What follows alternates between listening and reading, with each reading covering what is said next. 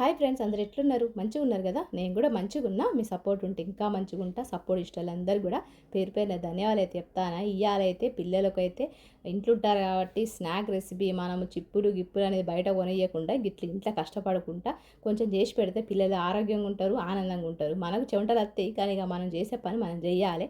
అప్పుడే పిల్లల కడుపు నిండుతుంది, ఆరోగ్యంగా ఉంటారు. ఇవాళైతే నేను అరటికాయలతోని మంచిగా చిప్స్ చేస్తాను. బయట కొంటే ఈ చిప్స్లు దొరుకుతాయి కాదంటలేను, కానీ బయట కొనడం కన్నా మన చేతులతోని మన సహస్రాలతో చేసి పెడితే పిల్లలు ఎంజాయ్ చేస్తారు. మనకు కూడా ఒక రెసిపీ వచ్చినట్టు ఉంటుంది. ఇక అక్కడ బయటకు పోయి కొనుక్కుండు ప్రతిసారి కొనుక్కుండు అంటే మనకు ఒక ప్యాకెట్కే ఎక్కువ పడతాయి పైసలు.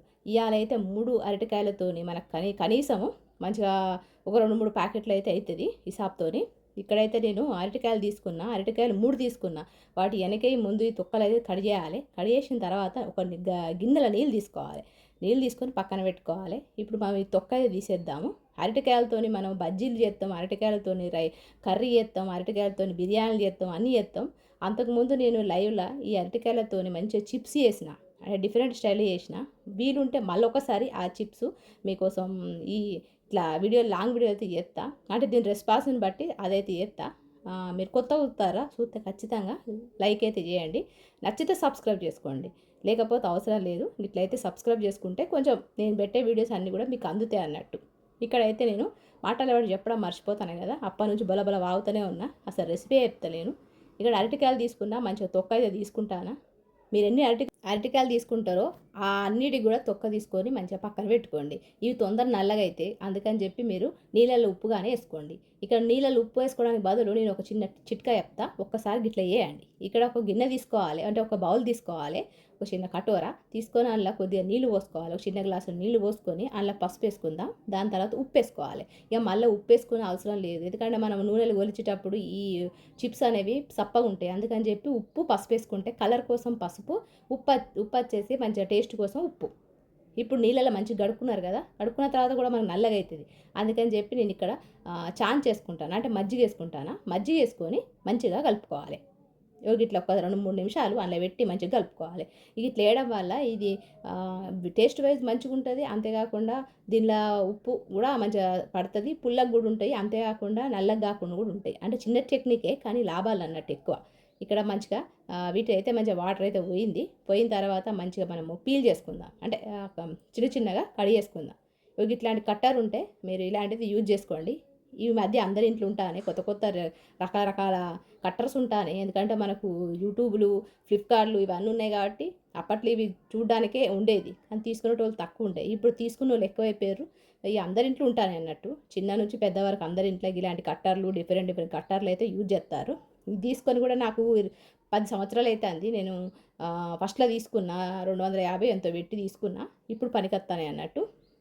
ఇట్లయితే మంచిగా సన్నగా చిన్న చిన్నగా కడిగేసుకోవాలి అన్నట్టు. మన వల్ల అయితే కాదు, అట్లా సన్నగా కడిగేసుడు అయితే మన షెఫ్లు కాదు కాబట్టి అంత సన్నగా అయితే రావు.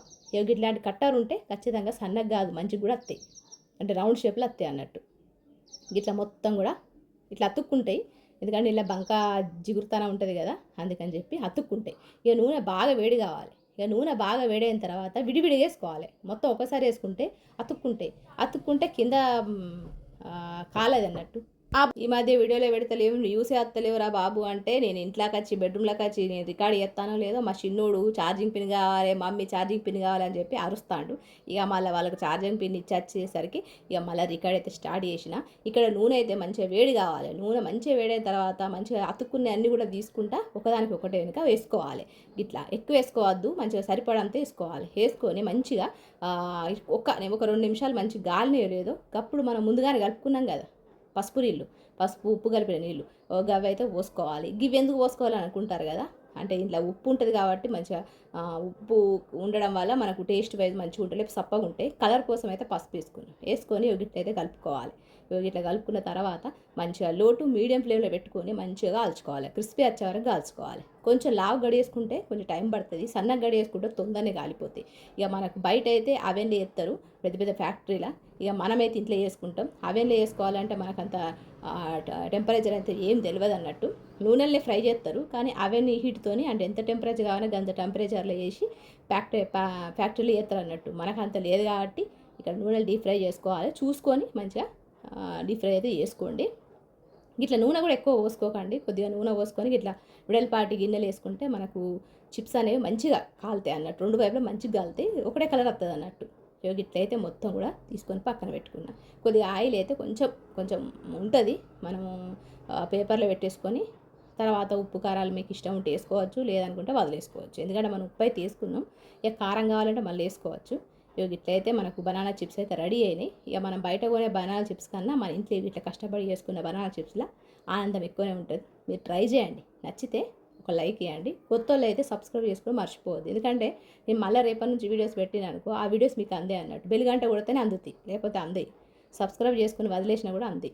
ఇక మొత్తానికైతే మంచిగా పసుపు కలర్లా చూస్తా అంటేనే నూరు అంత మంచిగా బనానా చిప్స్ అయితే రెడీ అయినాయి. ఇట్లా మా చిన్నోడు అయితే సాయంత్రం కదా మమ్మీ చిప్స్ చిప్స్ అని అంటే ఇక నేనైతే తీసుకొచ్చి ఇచ్చేసిన.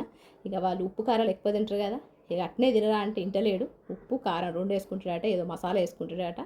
ఇద్దరు కూడా డివైడ్ చేస్తాను. ఇట్లా మంచిగా డివైడ్ చేసి మంచిగా వీడియోలు చేసి పెడితే మా ఆయన చూస్తాడు. చూసి ఇవన్నీ చేస్తాను, నేనైతే తిన్నది లేదు ఏం లేదు, నీ కొడుకులకే పెడతాను అంటాడు మా ఆయన అయితే. ఇక మొత్తానికి అయితే మా ఆయనకు కూడా చేసి పెట్టాలి, ఇక తర్వాత చేసి పెడతా. ఇప్పుడు మా ఇద్దరు పిల్లలకైతే రెడీ చేసి పెట్టిన. ఇక నేను దొంగతనం చేసినా కూడా వీడియోలలో కనబడుతుంది అన్నట్టు. మొన్న చేసిన బనానా చిప్స్ మా పిల్లలకే ఇచ్చిన లైవ్లో, ఇక మా ఆయనకి ఇవ్వలేదు. ఈరోజు ఖచ్చితంగా ఇవ్వాలి, లేకపోతే గొడవనే అన్నట్టు ఇంట్లో. ఇక మా చిన్నోడైతే పాస్తా మసాలా పౌడర్ అయితే బాగా వేసుకుంటాడు, ఉప్పు కారాలు బాగా తింటారు అన్నట్టు. ఇట్లయితున్నది. మరి మీకు ఈ రెసిపీ నచ్చిందా? నచ్చితే ఖచ్చితంగా ఒక లైక్ ఇవ్వండి, మర్చిపోవద్దు హైప్ ఇవ్వడం అయితే మర్చిపోతారు. నా వీడియో హైపే ఉండదు. ఒకవేళ నచ్చితే హైప్ ఇవ్వండి. ఇక మా చిన్నోడు చూస్తారు కదా, చిరుబులు చిన్నోడు అన్నట్టు చెప్పింది తినడు, వానికి కావాలంటే కావాలి, వాడు అనుకున్నది జరగాలి అంతే. ఇక అట్లుంటాడు అన్నట్టు. ఈ పొద్దున నుంచి రాత్రి వరకు ఏం చేస్తారో కూడా మీకు ఎప్పుడైనా వీడియో ఉన్నప్పుడు అంటే చూపిస్తా బ్లాగ్లా. ఇక మొత్తానికైతే బనానా చిప్స్ రెడీ అయినాయి, ఎంజాయ్ చేస్తారన్నట్టు. ఇట్లా 5:05 అవుతుంది. ఇప్పుడు తిన్న తర్వాత అరబ్బీ క్లాస్ ఉంటుంది అన్నట్టు, అరబ్బీ క్లాసెస్ చదివేసుకొని ఇంకా వాళ్ళైతే అట్లా ఎంజాయ్. మరొక మంచి రెసిపీతో కలుస్తా, మరి ఉంటా, మరి అంతవరకు నమస్తే, సెలవు.